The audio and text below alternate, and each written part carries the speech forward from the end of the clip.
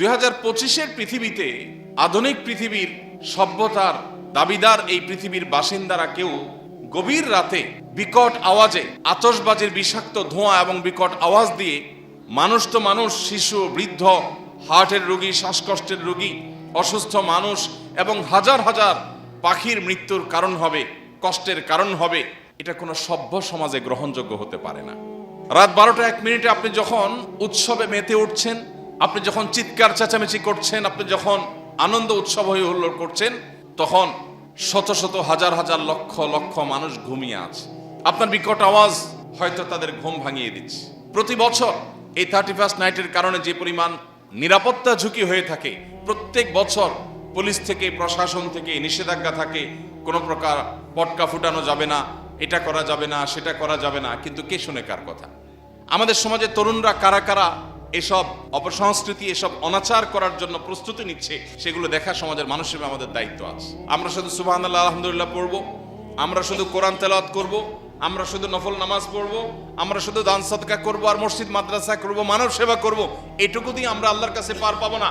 আমার চোখের সামনে অনাচার হচ্ছে, অন্যায় হচ্ছে, অশ্লীলতার বিস্তার হচ্ছে, বেহায়াপনার বিস্তার হচ্ছে, মানুষ এবং পশু পাখির কষ্টের কারণ হচ্ছে, মানুষের জীবন এবং স্বাস্থ্যের ঝুঁকি তৈরি করা হচ্ছে, সেটা দেখার পরও যদি আমার ন্যূনতম দায়িত্বটুকু পালন না করি, তো কিয়ামতের ময়দানে আল্লাহর কাছে আপনাকে আমাকে জবাবদিহি করতে হবে। প্রতি বছরই যখন খ্রিস্টীয় নববর্ষ ঘনিয়ে আসে, দেশের অগণিত মানুষ আতঙ্কগ্রস্ত হয়ে পড়েন। খ্রিস্টীয় নববর্ষকে উদযাপনের নাম করে তথাকথিত মুসলমানের সন্তানদের অনেক অনাচার, অনেক স্বেচ্ছাচারী এবং নানাবিধ অপকর্মের কারণে প্রকৃতি, পরিবেশ, স্বাস্থ্য ঝুঁকি, নিরাপত্তার ঝুঁকি, নৈতিকতার অবক্ষয় সহ একসাথে অনেকগুলো আঘাত আমাদের এই সমাজ, আমাদের এই রাষ্ট্র, আমাদের এই পরিবার এবং মানুষের উপরে প্রতিনিয়ত আক্রমণ হতে থাকে, পতিত হতে থাকে। প্রতি বছরই খ্রিস্টীয় নববর্ষ আসলেই সারা দেশের সমস্ত মসজিদগুলো থেকে ওলামা একরাম সচেতন করবার উদ্যোগ গ্রহণ করেন। ইমাম সাহেবগণ মানুষকে অনাচার থেকে নিবৃত রাখবার জন্য পথনির্দেশ দিয়ে থাকেন।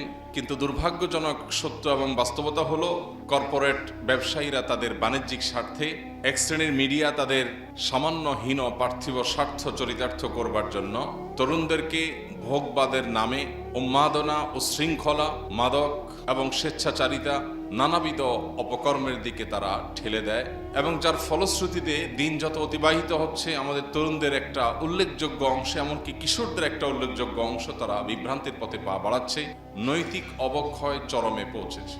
আমরা প্রতি বছরই আপনাদেরকে এই সময় আসলে স্মরণ করাবার চেষ্টা করি।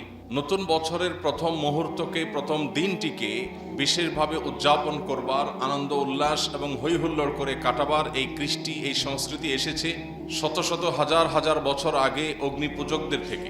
অগ্নিপূজক, প্রকৃতি পূজারীরা মনে করত বছরের প্রথম দিন, প্রথম ক্ষণ, প্রথম মুহূর্তকে আনন্দ উল্লাস করে, হৈহুল্লোড় করে, উৎসব করে, ভালো কিছু খেয়ে দিয়ে যদি কাটানো যায়, তাহলে সারা বছর ভালো থাকা যায়। এই কুসংস্কারাচ্ছন্ন, অযৌক্তিক, অবৈজ্ঞানিক এবং ভুল ভ্রান্ত বিশ্বাসের উপরে ভিত্তি করে তারা উদযাপন করত নওরোজ। রোজ মানে দিন, মানে নতুন, নওরোজ মানে হলো নতুন দিন। মূলত নওরোজ নামে এই নববর্ষ বা বছরের প্রথম প্রহর, প্রথম দিন, এই নতুন দিনটাকে উদযাপন করবার এই সংস্কৃতি অগ্নিপূজকদের থেকে আমাদের এখানে এসেছে, গোটা বিশ্বময় ছড়িয়েছে। পরবর্তীতে অগ্নিপূজকদের এই কৃষ্টি, এই সংস্কৃতিকে ধারণ করেছে খ্রিস্টানরা। খ্রিস্টীয় বর্ষ যখন শুরু হয়, তখন বিশ্বব্যাপী খ্রিস্টানদের মধ্যে এটিকে উদযাপন করবার, বিশেষভাবে উৎসব উল্লাস করে কাটাবার একটা কৃষ্টি আজ আমরা গোটা দুনিয়াতে দেখতে পাচ্ছি। প্রশ্ন হলো, নববর্ষ উদযাপনের এই যে প্রক্রিয়া, এই যে পদ্ধতি, এটা কতটা যৌক্তিক, এটা কতটা গ্রহণযোগ্য? সর্বপ্রথম যে বিষয়টি চলে আসে সেটা হলো, যে বিশ্বাস থেকে নববর্ষ বা বছরের প্রথম মুহূর্তকে উৎসব করে, উল্লাস করে, হৈহুল্লোড় করে কাটানো হয়, সেই যৌক্তিকতা বা সেই দাবি, এটা যে অসার, সেটা যে বিভ্রান্তি, সেটা যে নিছক কুসংস্কার, সেটা বোঝার জন্য কোনো পণ্ডিত হওয়ার প্রয়োজন নেই। সবচেয়ে দুঃখজনক অধ্যায় হলো, আমাদের সমাজের যে অংশটা নিজেদেরকে তথাকথিত বিজ্ঞান মনস্ক বলে দাবি করে, যারা মনে করে যে তারা বিজ্ঞান মনস্ক, তারা সবকিছু বৈজ্ঞানিক বিশ্বাস, অভিজ্ঞতার ভিত্তিতে তারা করে থাকে, সেই মানুষগুলোই মূলত 31st নাইটের এই উন্মাদনায় গা ভাসায়। একদিকে যারা নিজেদেরকে বিজ্ঞান মনস্ক বলছে, অপরদিকে তারা নতুন বছরের প্রথম মুহূর্তে হই হুল্লোড় করছে। কেন হই হুল্লোড় করছে? এই প্রশ্ন যদি আমি আমার সে সকল তরুণ বন্ধুদের কাছে রাখি, আমি জানি না তারা কি উত্তর দিবেন। প্রত্যেকটা হাসির একটা কারণ থাকে, প্রতিটা কান্নারও একটা কারণ থাকে। কোনো না কোনো কারণ ছাড়া মানুষ হাসলে বা কান্না করলে তাকে মানুষ সুস্থ মানুষ বলে না। প্রতিদিনই রাত 12টা 1 মিনিট আসে, আপনি 365 দিনের অন্য কোনো দিন রাত 12টা 1 মিনিটে হই হুল্লোড় করেননি, আনন্দ উৎসব করেননি। 31শে ডিসেম্বর দিবাগত রাতে 12টা 1 মিনিটে কি এমন হয়েছে যার ফলে আপনি আনন্দ উৎসবে মেতে উঠছেন 12টা 1 বাজার সাথে সাথে? এই আনন্দের কারণটা কি? কি এমন ঘটেছে যে আপনি খুশি হয়ে গেছেন? উত্তর হয়তো আসবে যে একটা নতুন বছর আসছে। তো একটা নতুন বছর আসলে যদি আনন্দিত হয়, তাহলে যে মুহূর্তে একটা নতুন বছরকে আপনি ওয়েলকাম করছেন, ঠিক তার 1 মুহূর্ত আগেই একটা বছর গত হয়েছে। কারোর আগমন যদি আপনার আনন্দের কারণ হয়, তাহলে তার বিদায় আপনার বেদনার কারণ হবে। এই সহজ কথাটা বোঝার জন্য কোনো শিক্ষিত মানুষ হওয়ার দরকার নেই। যে ব্যক্তি আসলে আপনার খুশি হয়, তার বিয়োগ বেদনা, তার বিরহ, তার বিদায়, এটা আপনার কষ্টের কারণ হবে। 1 মুহূর্ত আগেই একটা বছর শেষ হয়ে গেল, সেজন্য তো আপনি কাঁদেন নাই, সেজন্য তো আপনি বেদনাহত হন নাই, সেজন্য তো আপনি কষ্ট পান নাই। তাহলে নতুন বছর আসছে সেজন্য আপনি খুশি হচ্ছেন কোন যুক্তিতে? সকল নতুন কি মানুষের আনন্দের কারণ? নতুন কিছু আসলেই কি মানুষ আনন্দ করবে, উৎসব করবে? জীবনে প্রথম কেউ বাঘ এবং সিংহের মুখোমুখি হয়েছে সরাসরি, প্রথম, ফার্স্ট টাইম। কি বলেন? আনন্দে হো হো করে হেসে দিবে না যে বাঘ সিংহ দেখেছি আমি মোবাইল স্ক্রিনে কিংবা খাঁচার ভেতরে, এখন আমার সামনে একেবারে বাঘ হাজির, সাপ হাজির, সিংহ হাজির, হিংস্র কোনো প্রাণী হাজির। মানে নতুন একটা প্রাণীকে একটা নতুন ভাবে দেখেছি, এই খুশিতে, এই আনন্দে মানুষ হো হো করে হেসে দিবে।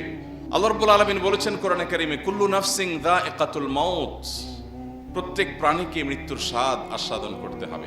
প্রতিটা প্রাণীকে মৃত্যুর স্বাদ আস্বাদন করতে হবে।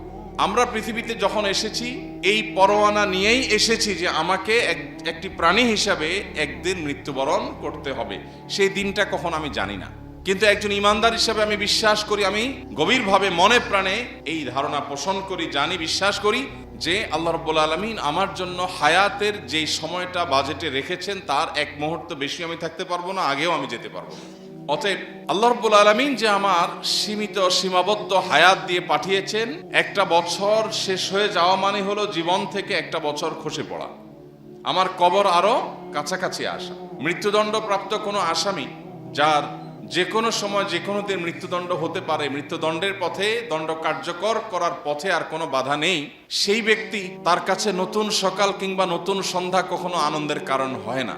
কারণ সে জানে একটা সকাল আসা মানে হলো তার জীবন থেকে একটা রাত শেষ হয়ে গেল, হতে পারে সে আর কোনো রাত পাবে না। একটা সন্ধ্যা আসা মানে হলে হয়তোবা তার জীবন থেকে সর্বশেষ দিনটি পার হয়ে গেল, আর কোনো সূর্যের আলো সে দেখবে না। আমরা মৃত্যুদণ্ডপ্রাপ্ত আসামির মতো হুবহু না, কিন্তু আমরা মৃত্যুর পরোয়ানা নিয়েই দুনিয়াতে এসেছি। প্রাণ আছে মানেই হলো মৃত্যুর স্বাদ আমাকে আস্বাদন করতেই হবে। এরকম একজন মানুষ এরকম একটি বাস্তবতায় দাঁড়িয়ে নতুন একটি বছর আসলেই কিভাবে সে আনন্দিত হয়, কিভাবে সে উৎসব করে, কিভাবে সে হই হুল্লোড় করে। সম্মানিত ভাইরা, আমাদের বিবেকগুলোকে যদি আমরা একটু খরচ করার চেষ্টা করি, আমরা যারা নিজেদেরকে লজিক এবং যুক্তির অনুসারী এবং বিজ্ঞান মনস্ক বলে দাবি করি, আমরা যদি নিজেদেরকে প্রশ্ন করি যে 31st নাইটে 31শে ডিসেম্বর রাত 12টা 1 মিনিটে কি এমন হয়েছে যে আমি উৎসব করছি, সত্যি বলতে এই উৎসবের পেছনে যৌক্তিক কোনো কারণ খুঁজে পাওয়া যাবে না। মুসলমান ঈদ উল ফিতর যে উৎসব করে, সেই উৎসবের পেছনের কারণ হলো রমাদানের মাস ব্যাপী যে আল্লাহর ইবাদত বন্দেগী হয়ে থাকে, এই দিনে আল্লাহ রাব্বুল আলামিন বান্দাকে পুরস্কার দেন, সেজন্য বান্দা আনন্দ করে, উৎসব করে। জিলহজের প্রথম 10টি দিন ইবাদতের দশক, জিকির আজকার, ইবাদত বন্দেগী, নফল রোজা ইত্যাদি করার পর আল্লাহ রাব্বুল আলামিন জিলহজের প্রথম দশকের শেষ দিন বা 10 তারিখ 10ই জিলহজ ঈদুল আজহা করার এই নিয়ামত আমাদেরকে দিয়েছেন। প্রত্যেকটা উৎসবের একটা কারণ থাকে, কিন্তু এই উৎসবের কোনো কারণ, কোনো যৌক্তিক গ্রাউন্ড আপনি খুঁজে পাবেন না। উপরন্তু এই উৎসবের পেছনে যে সমস্ত অনাচার আছে, সেই সমস্ত অনাচারের কারণে এটাকে সামাজিকভাবে বন্ধ করবার, থামাবার উদ্যোগ গ্রহণ করা আমাদের প্রত্যেকটা মানুষের কর্তব্য। প্রতি বছর 31st নাইটকে কেন্দ্র করে যে সমস্ত অনাচার হয়, সেগুলো আমরা নানাভাবে জানার চেষ্টা করি, জানার সুযোগ তৈরি হয়। এর পেছনে যে সমস্ত অনাচারগুলো আছে, এর মধ্যে একটা বড় অনাচারের বিষয় হলো এর পেছনে স্বাস্থ্য ঝুঁকি আছে। অনেক অসুস্থ মানুষকে মৃত্যুর দিকে ঠেলে দেওয়া হয় এই অপসংস্কৃতির কারণে। আতশবাজির কারণে আকাশে যে ধোঁয়ার সৃষ্টি হয়, এই ধোঁয়ার ফলে বিষাক্ত যে পদার্থ তৈরি হয় সেটা সাধারণ এবং স্বাভাবিক যে পদার্থ থাকে সেটার চাইতে কয়েক গুণ বেড়ে এমন একটা পর্যায়ে পৌঁছে যে বিশেষজ্ঞগণ বলছেন এর কারণে বৃদ্ধ, শিশু এবং শ্বাসকষ্টে যে সমস্ত রোগীরা ভোগেন, এটা তাদের জন্য নীরব ঘাতকের মতো একটা ভূমিকা অবতীর্ণ হয়। মানুষের কান যে পরিমাণ শব্দ নিতে পারে, যে পরিমাণ আওয়াজ সহনশীল, যে পরিমাণ সহ্য ক্ষমতা মানুষের কানের আছে, সেটার চাইতে বেশ খানিকটা বেশি বিকট আওয়াজ তৈরি হয় আতশবাজির আওয়াজের কারণে, যেটার ফলে অনেক হার্টের রোগী তাদের হার্ট অ্যাটাকের সম্ভাবনা বেড়ে যায়। অনেক শিশু হার্ট অ্যাটাকের সম্ভাবনা তাদের বেড়ে যায় দুর্বল হার্ট হওয়ার কারণে। এবং প্রতি বছর আপনারা সোশ্যাল মিডিয়াতে বিভিন্ন মূলধারা মিডিয়ার মাধ্যমে দেখতে পান যে হাজার হাজার পাখি এই বিকট আওয়াজের কারণে হার্ট অ্যাটাকে সেগুলোরও মৃত্যু হয়ে থাকে। 2025-এর পৃথিবীতে, আধুনিক পৃথিবীর সভ্যতার দাবিদার এই পৃথিবীর বাসিন্দারা কেউ গভীর রাতে বিকট আওয়াজে আতশবাজির বিষাক্ত ধোঁয়া এবং বিকট আওয়াজ দিয়ে মানুষ তো মানুষ, শিশু, বৃদ্ধ, হার্টের রোগী, শ্বাসকষ্টের রোগী, অসুস্থ মানুষ এবং হাজার হাজার পাখির মৃত্যুর কারণ হবে, কষ্টের কারণ হবে, এটা কোনো সভ্য সমাজে গ্রহণযোগ্য হতে পারে না। রাত 12টা 1 মিনিটে আপনি যখন উৎসবে মেতে উঠছেন, আপনি যখন চিৎকার চেঁচামেচি করছেন, আপনি যখন আনন্দ উৎসব হয়ে হুল্লোড় করছেন, তখন শত শত হাজার হাজার লক্ষ লক্ষ মানুষ ঘুমিয়ে আছে। আপনার বিকট আওয়াজ হয়তো তাদের ঘুম ভাঙিয়ে দিচ্ছে। প্রতি বছর এই 31st নাইটের কারণে যে পরিমাণ নিরাপত্তা ঝুঁকি হয়ে থাকে, প্রত্যেক বছর পুলিশ থেকে, প্রশাসন থেকে নিষেধাজ্ঞা থাকে, কোনো প্রকার পটকা ফুটানো যাবে না, এটা করা যাবে না, সেটা করা যাবে না, কিন্তু কে শুনে কার কথা? গত কয়েক বছর আগে আপনারা দেখেছেন, সবগুলো গণমাধ্যমে ফলো করে প্রকাশিত হয়েছে যে এই আতশবাজি থেকে একজন নারী উদ্যোক্তা তার প্লাস্টিকের প্রোডাক্টগুলো তিনি তার বাড়ির ছাদে প্রস্তুত করে রেখেছিলেন ডেলিভারি দেওয়ার জন্য। এটাই তার সংসার চলার একমাত্র অবলম্বন ছিল। কোনো এক আতশবাজির এই উন্মাদনার আগুন এসে তার সেই প্লাস্টিকের উপর পড়ার পর সবগুলো প্লাস্টিক মুহূর্তের ভিতরে পুড়ে গলে সবগুলো শেষ হয়েছে, ধ্বংস হয়েছে। এবং তার সে কান্না, তার সে বেদনা, সেটা গণমাধ্যমের মাধ্যমে আমরা সবাই কম বেশি দেখেছি। আজও পর্যন্ত এই আতশবাজির এই অপসংস্কৃতিকে আসামের কাঠগড়ায় দাঁড় করিয়ে এটাকে বন্ধ করবার কোনো উদ্যোগ আমরা গ্রহণ করতে পারি নাই। আমাদের সবারই খুব ভালো করে মনে থাকার কথা সেই শিশুর কথা, যে শিশু আতশবাজির এই বিকট আওয়াজের কারণে মায়ের কোলে মৃত্যুবরণ করেছিল এবং বিষয়টা আদালত পর্যন্ত গড়িয়েছে, কিন্তু আতশবাজি এখনো এদেশে বন্ধ হয়। 31st নাইটের এই সমস্ত অপসংস্কৃতি, এই সমস্ত অপকালচার, এগুলো পশ্চিমা দুনিয়া থেকে আমাদের দেশে যারা আমদানি করছে, তারা এদেশের তরুণদের নষ্ট করছে, আমাদের কিশোরদেরকে ধ্বংসের দিকে তারা নিয়ে যাচ্ছে। এমনিতেই আমাদের তরুণ এবং কিশোরদের মধ্যে নৈতিকতার তেমন কোনো চর্চা নেই, বালাই নেই। আমরা দেখতে পাচ্ছি একটা প্রজন্ম গড়ে উঠছে যাদের কাছে ভোগ ছাড়া আর কিছু নেই, যারা শুধুমাত্র হিয়ালিপনা জানে, উৎসব উল্লাস জানে, হই হুল্লোড় জানে, ফুর্তি করা জানে। এরকম একটা প্রজন্ম যখন গড়ে উঠছে, তখন পশ্চিমা দুনিয়া থেকে এই সমস্ত অপসংস্কৃতিগুলোকে আমদানি করে মরার উপরে খড়ার ঘায়ের মতো আমাদের তরুণকে, আমাদের তারুণ্যকে, আমাদের কিশোরদেরকে ধ্বংসের দ্বারপ্রান্তে নিয়ে যাওয়া হচ্ছে। প্রিয় ভাইরা আমার, সময় এসেছে এই অপসংস্কৃতির বিরুদ্ধে আমাদের প্রত্যেকটা মানুষকে রুখে দাঁড়াবার। প্রত্যেকটা সমাজে, প্রতিটা মসজিদ এবং মহল্লা থেকে 31st নাইটের এই অপসংস্কৃতি এবং এই অনাচার, এটা প্রতিরোধে কমিটি হওয়া দরকার। আইন হাতে তুলে নেওয়া নয়, কিন্তু অধিকারের নামে কেউ অনাচার করতে চাইলে, পরিবেশকে বিপর্যস্ত করতে চাইলে, মানুষের জীবন এবং স্বাস্থ্যের ঝুঁকির কারণ হতে চাইলে, কোনো মানুষ, কোনো পশু পাখি এবং পরিবেশকে ক্ষতিগ্রস্ত করতে চাইলে সেটা বাধা দেওয়া, সেটা বন্ধ করবার জন্য সামাজিক উদ্যোগ গ্রহণ করা, এটা আমাদের প্রত্যেকটা মানুষের নৈতিক দায়িত্ব। চেষ্টা করবো তো আমরা ইনশাআল্লাহ। যে সমস্ত বাবা মা নিজেদের তরুণ এবং কিশোর সন্তানদেরকে 31st নাইটের এই উন্মাদনা করতে সহযোগিতা করেন, অনেক বাবা মা আছেন নিজে হয়তো নামাজ কালামও পড়েন, অথচ তার সন্তান বিপদগামী হচ্ছে, অপসংস্কৃতির দিকে পা বাড়াচ্ছে, কিন্তু তিনি দেখেও না দেখার ভান করছেন, বুঝেও না বুঝার ভান করছেন, বরং অনেক ক্ষেত্রে সন্তানকে টাকা দিয়ে তার এই অপকর্ম করতে সাহায্য করছেন। মনে রাখবেন, প্রত্যেকটা আতশবাজি বহু প্রাণীর বদদোয়া, বহু প্রাণীর ক্ষতি, বহু মানুষের ক্ষতি, অনেকের কষ্টের কারণ। আপনি অগণিত মানুষের প্রতি যে জুলুম করছেন, এই জুলুমের প্রতিকার করবার সুযোগও দুনিয়াতে পাবেন না, কারণ এই মানুষগুলোকে খুঁজে খুঁজে মাপ চাওয়ার সুযোগ হয়তো পাবেন না। প্রত্যেকটা অপকর্মের দায় কম বেশি আপনাকে দুনিয়াতে বহন করতে হবে, আখিরাত তো আছেই। প্রিয় ভাইরা আমার, বিশেষ করে ঢাকা শহরের মতো এমন একটি শহর, যে শহর বায়ু দূষণের ক্ষেত্রে পৃথিবীর টপ 3-4টি শহরের মধ্যে সব সময় থাকে। এরকম একটা শহরের মধ্যে যদি একটি রাতে শত শত হাজার হাজার আতশবাজি দিয়ে আকাশকে ধোঁয়াশাচ্ছন্ন করা হয়, পরিবেশকে ধ্বংস করা হয়, তাহলে সেটা কোনো অবস্থাতে আমাদের কাছে গ্রহণযোগ্য হওয়ার কথা নয়। যেই ঢাকা শহরের উপর দিয়ে পরিপূর্ণরূপে বৈদ্যুতিক তারের জাল বিছানো আছে, আমরা যেদিকে তাকাই আমাদের মাথার উপরে বৈদ্যুতিক তারের বিশাল জাল নেটওয়ার্ক গোটা ঢাকা শহর জুড়ে আছে। চিটাগাং শহর, বড় বড় শহরগুলো সবগুলো বৈদ্যুতিক তারের জালের নিচে। এইরকম একটা শহরে আতশবাজির আগুন যখন উপরে ছোঁড়া হয়, সেখান থেকে দুর্ঘটনায় শত শত হাজার হাজার মানুষও যদি মারা যাওয়ার মতো ঘটনা ঘটে, তবে সেটা অবাক হওয়ার মতো কোনো বিষয় থাকবে না। এই সব কিছু জেনে বুঝে আমরা যেন দেখেও না দেখার ভান করছি। আমরা গেল সপ্তাহে বলেছি, একজন মুসলমান তিনি সৎ কাজের আদেশ এবং অসৎ কাজে বাধা প্রদান করতে হবে। শুধু ব্যক্তিগত নেকামল দিয়ে কেউ আল্লাহর কাছে প্রিয় পাত্র বা মুত্তাকি বা ভালো মুসলমান হতে পারবে না। ভালো মুসলমান হওয়ার জন্য আমাকে অন্যায়ের বিরুদ্ধে কথা বলতে হবে, অন্যায়ের বিরুদ্ধে অবস্থান নিতে হবে। আমি জানি এটা অন্যায়, কিন্তু আমি মুখ খুলছি না, আমার নিজেকে নিয়ে আমি ব্যস্ত আছি। এটা স্বার্থপর মানুষের কাজ, এটা কোনো মুসলমানের কাজ হতে পারে না। আমরা প্রত্যেক মুসলমান যদি আজ অসৎ কাজে বাধা প্রদান করবার এই কাজটাকে সঠিকভাবে আঞ্জাম দিতাম, তাহলে সমাজে এই সমস্ত অনাচার ঘটতো না। আপনি গান শুনবেন, আনন্দ উৎসব করবেন, ফুর্তি করবেন, এটা একান্ত আপনার ব্যক্তিগত বিষয়। কিন্তু আপনার আনন্দ উৎসব আমার বেদনার কারণ হতে পারে না, আপনার ফুর্তি আমার কষ্টের কারণ হতে পারে না। এটা কোনো সমাজে গ্রহণযোগ্য না, কোনো যুক্তিতে এটা কেউ করতে পারে না। কিন্তু সমাজের উচ্ছৃঙ্খল তরুণরা এই 31st নাইট উদযাপন করবার জন্য যে সমস্ত আয়োজন করে, অনেক ভবনের ছাদে এই সমস্ত অনাচার যখন হয়, আমরা অনেকে দেখেও না দেখার ভান করে থাকি। বাড়ি মালিকদের কর্তব্য ভবনের ছাদগুলো সব তালা মেরে রাখা, অভিভাবকদের কর্তব্য সন্তানদের দেখে শুনে রাখা, তাদেরকে বোঝানো, কাউন্সিলিং করা যে এ কেমন উৎসব, যে উৎসব বহু পাখির মৃত্যুর কারণ হবে। প্রতি বছর আপনারা দেখেন বিভিন্ন স্থাপনা, বিল্ডিং এ, বিভিন্ন জায়গায়, বিশেষ করে পরিত্যক্ত ভবনে, বিভিন্ন ব্রিজ কালভার্টের নিচে, বিভিন্ন জায়গায় অসংখ্য পাখিরা ছুটোছুটি করতে থাকে, হুড়োহুড়ি করতে থাকে। কারণ বিকট আওয়াজ এটা তাদের হার্ট অ্যাটাকের কারণ হয়, তাদের কষ্টের কারণ হয়, এবং মৃত্যুর মুখে বহু পাখি ঝরে পড়ে। তো একজন অভিভাবক হিসাবে আমাদের সন্তানদের প্রতি আমাদের দায়িত্ব আছে। আমাদের সমাজের তরুণরা কারা কারা এসব অপসংস্কৃতি, এসব অনাচার করার জন্য প্রস্তুতি নিচ্ছে, সেগুলো দেখা সমাজের মানুষ হিসেবে আমাদের দায়িত্ব আছে। আমরা শুধু সুবহানাল্লাহ আলহামদুলিল্লাহ পড়বো, আমরা শুধু কোরআন তেলাওয়াত করব, আমরা শুধু নফল নামাজ পড়ব, আমরা শুধু দান সদকা করব, আর মসজিদ মাদ্রাসা করব, মানব সেবা করব, এইটুকু দিয়ে আমরা আল্লাহর কাছে পার পাবো না। আমার চোখের সামনে অনাচার হচ্ছে, অন্যায় হচ্ছে, অশ্লীলতার বিস্তার হচ্ছে, বেহায়াপনার বিস্তার হচ্ছে, মানুষ এবং পশু পাখির কষ্টের কারণ হচ্ছে, মানুষের জীবন এবং স্বাস্থ্যের ঝুঁকি তৈরি করা হচ্ছে, সেটা দেখার পরও যদি আমার ন্যূনতম দায়িত্বটুকু পালন না করি, তো কিয়ামতের ময়দানে আল্লাহর কাছে আপনাকে আমাকে জবাবদিহি করতে হবে।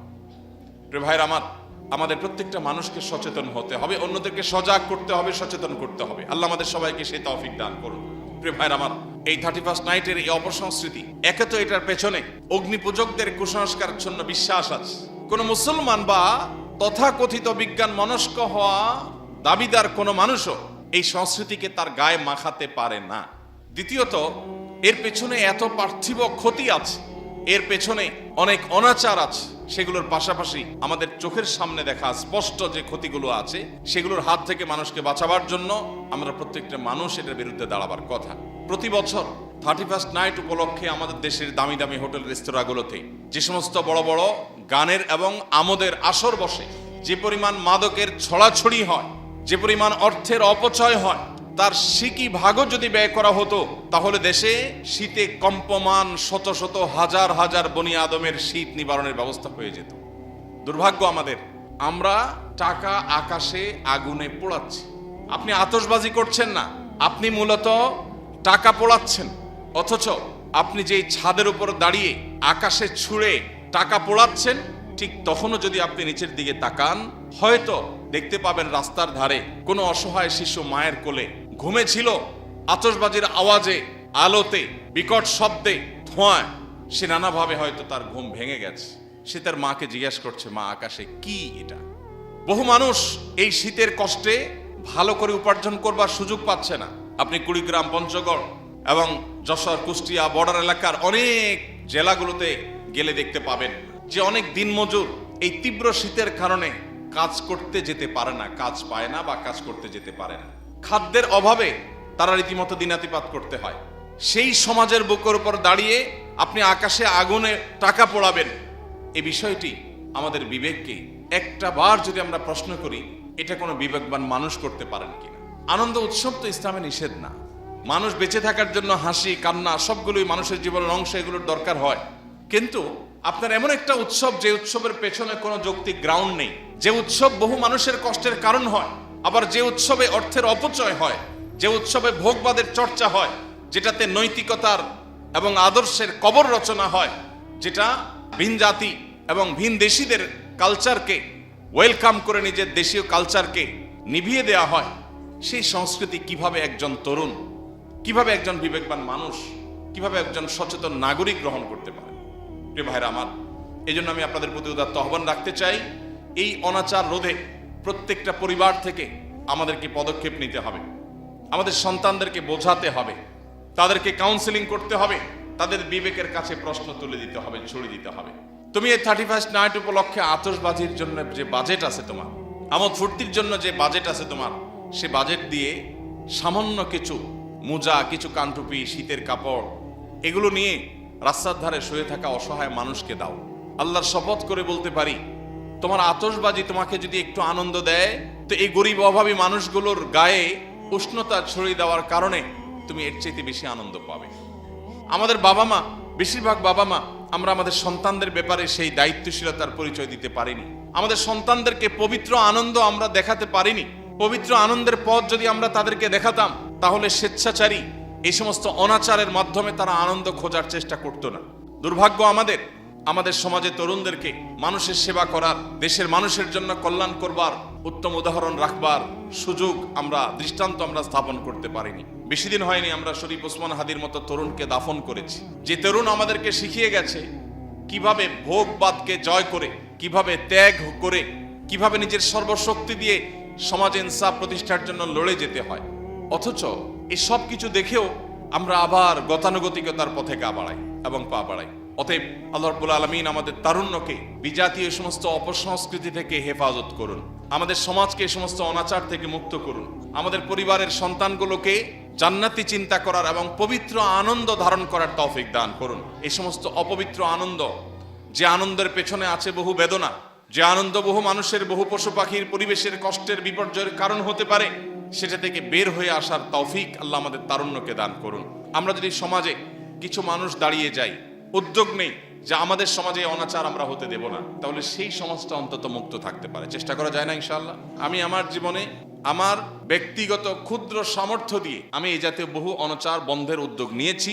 এরকম 31st নাইটে রাত 12টা 1 মিনিটে যখন এই হই হুল্লোড় এবং উন্মাদনা এবং অনাচার এবং জুলুম, পরিবেশ বিপর্যয় করবার এই উদ্যোগ যখন নেওয়া হচ্ছে, তখন আমি নিজে গিয়ে সেটা বন্ধ করবার উদ্যোগ নিয়েছি আলহামদুলিল্লাহ। প্রত্যেকটা সমাজ থেকে যদি এরকম তরুণদেরই একটা কমিটি হয়, যে আমাদের বিপদগামী তরুণদেরকে আমরা বোঝাবো যে তোমার একটা আতশবাজির, একটা আগুনের একটা অংশ যদি কোনো একটা বৈদ্যুতিক তারে পড়ে, একটা বিল্ডিং ছাই হয়ে যেতে পারে, মানুষগুলো কয়লা হয়ে যেতে পারে।